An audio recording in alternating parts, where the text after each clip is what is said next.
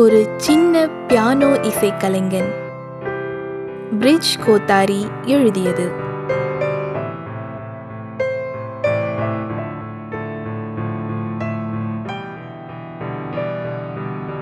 ஒரு ஊரில் அசுல் என்ற ஒரு சிறுவன் இருந்தான். அவனுக்கு பியானோவை வாசிக்க மிகுந்த ஆசை மற்றும் என்றாவது பியானோ இசைக்கலைஞனாக வேண்டும் என்றும் கனவு கொண்டிருந்தான். ஒவ்வொரு ஞாயிறும் அசுல் பியானோ வகுப்புக்கு சென்று வந்தான். ஒவ்வொரு இரவும் வீட்டிலே படுக்கைக்கு செல்வதற்கு முன் பயிற்சியும் செய்தான்.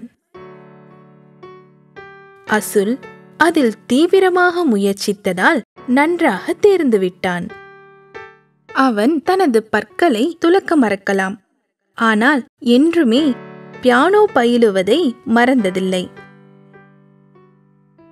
ஒரு நாள் விக்கி அவனுடைய பியானோ ஆசிரியை அவனிடம் சொன்னார், அசுல், நீ நாளை ஒரு பெரிய சபையின் முன்னே இசைக்க வேண்டும். நீ முழு பியானோ இசைக்கலைஞனாய் ஆகப் போகிறாய். பியானோவில் உன் விரல்களோ ஓர் அணிலைப் போல துள்ளி விளையாடுகிறது. ஆனால் ஏதோ ஒன்று குறைகிறது. அது என்ன? அசுலுக்கு இப்போது தெரிந்தாக வேண்டும். அவன் உண்மையில் நல்ல பியானோ இசைக்கலைஞனாக மட்டுமின்றி சிறந்த பியானோ இசைக்கலைஞனாக வேண்டும் என்றும் விரும்பினான். விக்கி புன்னகை புரிந்தார். அவர் ஒரு பியானோ ஆசிரியரின் இரகசியத்தை அசுலின் காதில் கிசுகிசுத்தார். பியானோவை இதயத்திலிருந்து வாசிக்க வேண்டும், விரல்களால் அல்ல. எப்பொழுதும் போல் விக்கி தன் ஸ்டிக்கர் பெட்டியை வெளியே இழுத்தார்.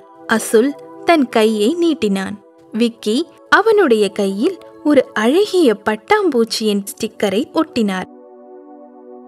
இதோ இந்த பட்டாம்பூச்சியை எப்பொழுது நீ உன் இதயத்திலிருந்து வாசிக்க வேண்டுமோ அப்பொழுது நினைத்துக்கொள் என்றார் அவர்.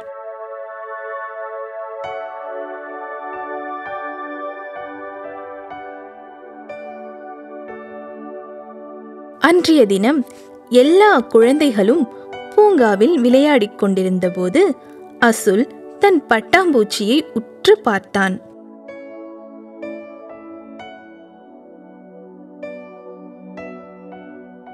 நான் என் விரல்களால் இசைக்க முடியும், ஏனென்றால் அவற்றை என்னால் அசைக்க முடியும். பியானோவின் விசைக்கட்டைகளை என்னால் தொட முடியும். ஆனால் எப்படி என்னால் என் இதயத்திலிருந்து வாசிக்க முடியும்? என் இதயத்தை என்னால் பார்க்க முடியாதே என்று வியந்தான். முதல் முறையாக வெகு நாட்களுக்கு பிறகு அசுல் பியானோவை வாசிக்காமலேயே படுக்கைக்கு சென்றான். நிகழ்ச்சியின் முந்தைய இரவு அவன் பயிற்சி செய்யவில்லை. ஏனென்றால் எப்படி தன் இதயத்திலிருந்து வாசிப்பதென்று அவனுக்கு தெரியவில்லை.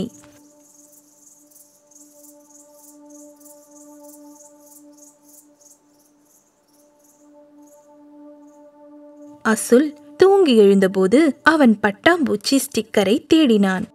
ஐயோ, இல்லையே, அந்த ஸ்டிக்கரை காணவில்லையே. அசுல் பயந்தான், மிகவும் பயந்தான். அவன் பியானோவை வாசிக்க முயன்றான். ஆனால் அவன் விரல்களோ அசையவே இல்லை. ஆயினும் கடிகாரத்தின் டிக் டிக் ஓட்டத்தை அது நிறுத்தவில்லை. நிகழ்ச்சிக்கான நேரம் விரைவில் வர உள்ளது. பியானோ வட்ட மேடையின் நடுவிலே இருந்தது. அதைச் சுற்றி ரசிகர்கள் வரிசையாக அமர்ந்திருந்தனர். அசுல் அம்மேடைக்கு நடந்து சென்று பியானோவின் இருக்கையில் அமர்ந்தான். ஒரு வினாடி கண்களை மூடினான். விக்கியின் அறிவுரையை ஞாபகப்படுத்திக் கொண்டான். அந்த பட்டாம்பூச்சியை நினைவுபடுத்திக் கொண்டான். அந்த நிசப்தமான சபையில் அசுல் சிறகுகளின் படபடப்பை கேட்டான். ஒரு பட்டாம்பூச்சி அவனுடைய தோளில் அமர்ந்து ஒரு ராகத்தை மெதுவாக ரீங்காரித்தது. அவனின் விரல்கள் தானாகவே நகரத் தொடங்கின. அப்பட்டாம்பூச்சியின் பாட்டை அவனின் இதயமோ இசைக்கத் தொடங்கியது.